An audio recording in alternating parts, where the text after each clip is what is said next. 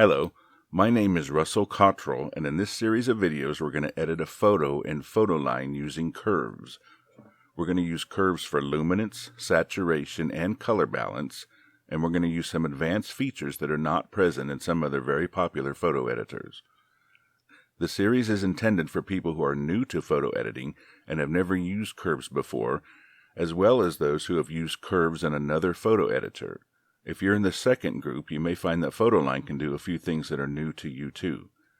In the video, I'm using Windows. The layout may be slightly different on a Macintosh. What you see is the default layout minus some of the side panels for clarity. Panels are easily opened, closed, and moved around. The photograph is a JPEG that one might take with a phone or a simple camera. It's nothing fancy, there's nothing great about it, but we're going to improve it. We're going to use curves as adjustment layers. What are adjustment layers? Some image formats can consist of a stack of multiple layers. A layer can be an image, like one you might paste into another image, or a layer can just be instructions that are applied to everything under it, such as lighten here, darken there, increase the blue saturation, and so forth. These are adjustment layers, and we like them because they're non-destructive. They don't change the actual pixels of the original image. And after we've created an adjustment layer, we can go back and fiddle with it to our heart's content. So, let's create our first adjustment layer. Layer, new adjustment layer, curves. But we're going to be creating curves adjustment layers so often that let's add a button to the toolbar. Right-click the toolbar, edit toolbar, layer, new adjustment layer, curves. We're going to go to the bottom of the list, then click the arrows to add the button. Okay, now all we have to do to add a curves layer is click this button. This is the curves dialog, and this is the curve, quote-unquote. It's still a straight line because we haven't edited it. Black is at the lower left, white is at the upper right. And as we move the pointer over the image, an indicator on the curve shows us where we are, shadows, highlights. We can click the curve or the image to add a point. Then, holding the mouse button down, we can move that point up and down. If we move the curve up, the image gets lighter. If we move it down, the image gets darker. Moving a point on the center of the curve is not much different from using a brightness control, but we can move a point anywhere on the curve. If we move a point down low, we preferentially affect the shadows. And if we move a point up high, we preferentially affect the highlights. Note that here the shadows are affected more than the sky, for example. And up here, the sky is affected more than the shadows. This is what makes curves so useful. Now, we can add a second point to the curve. What if we lower the shadows and raise the highlights? We have increased the contrast of the image as if we had used a contrast control. There's an eyeball down here in the lower left that we can use to toggle the visibility of the layer. As we turn it off and on, you can see the effect of the layer. Notice that increased contrast means increased slope of the curve, at least for the most part.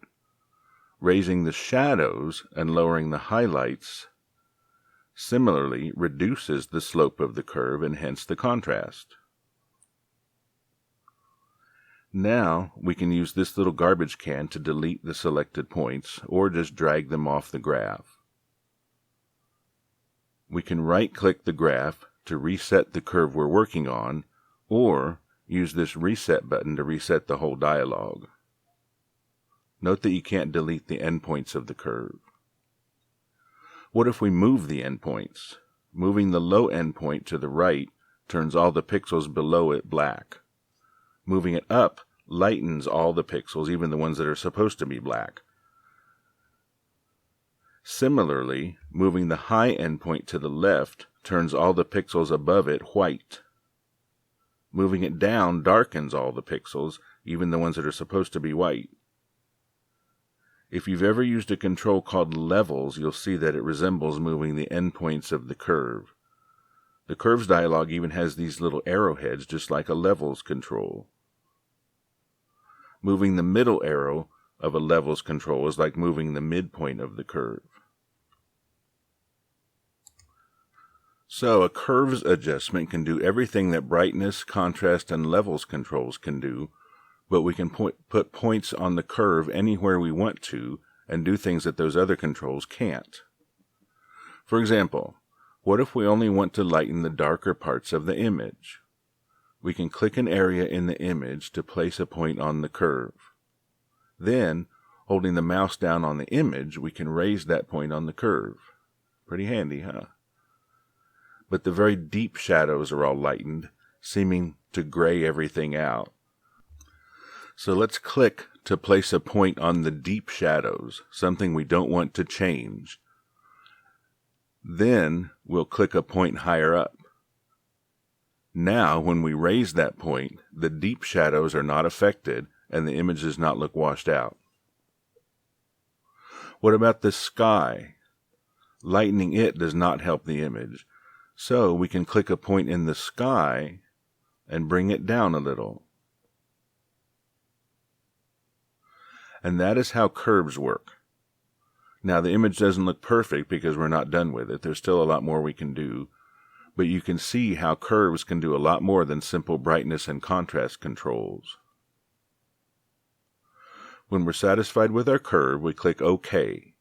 And we see that there's a layer called Curves in the Curves list, above the bear in the background. Each layer has its own eyeball to toggle the visibility. Clicking a layer selects it for editing. Now, if we double-click the Curves icon, we get the Curves dialog again. This is our curve in all its glory, and we can go back and edit it some more all we want. What if the effect seems like it's too much? Our curve has 3 points on it, and it will be hard to adjust them all to reduce the effect. As it turns out, on the Layers list is a field that says 100% with spin buttons next to it. This is the layer opacity, and it allows us to turn the effect of an adjustment layer up or down. We first make sure we have the correct layer selected, then we can turn the opacity down to 40%, say. If we hold down the Shift key, we get 1% increments. Or you can type numbers into the box. We can even make the opacity negative to reverse the effect. Now the adjustment makes the shadows darker, not lighter. Now, what if we like the effect but wish it were a little stronger? The opacity can be increased above 100%, actually to 200%, for a more pronounced effect. I'm going to point out one more feature of layers that it's important to know. New layers are usually surrounded by layer handles. This is the default. The handles are useful when resizing, rotating, and positioning a layer, but at some point you may want to turn them off. Do this via View, Show Layer Handles. But as you may want to do it routinely for every image, you can add it as another toolbar button. Right-click, Edit Toolbar, View, Show Layer Handles. I'm going to put it next to the bottom like this. OK. Now, how do we save an image with all its layers? If we try to save the image as is, File, Save, which is the same as clicking the Save button here, Photoline points out that the image now contains layers, which will all be flattened down to one layer if we save it as a JPEG. So we use File, Save As, and for the file type, we choose PLD, which stands for Photoline Document. A PLD saves the image as is with all its layers and other edits and information. It's like a master copy. Once you're ready to upload an image to the internet, for example, or have it printed, you can then save it as a JPEG or TIFF or whatever.